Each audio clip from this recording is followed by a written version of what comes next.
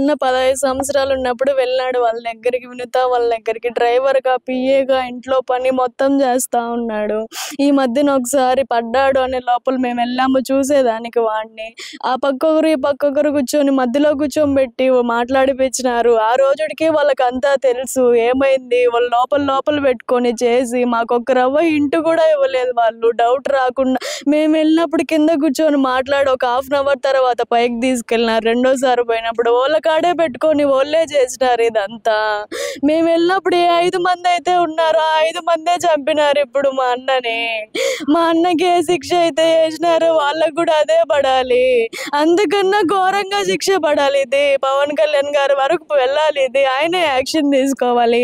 మేము జనసేన పార్టీని నమ్ముకొని ఉన్నందుకు మాకిట్లా జరిగింది. జనసేన పార్టీ వాళ్ళు ఏం చేయలేకుంటే ఆపోజిట్ పార్టీ వాళ్ళతో అయినా మాట్లాడుకొని మేము ఎంత వరకైనా వెళ్తాము. మాకైతే న్యాయం జరగాలి. కొట్టి ఉరేసేసి కాలువలో ఏసేసినారు బాడీని.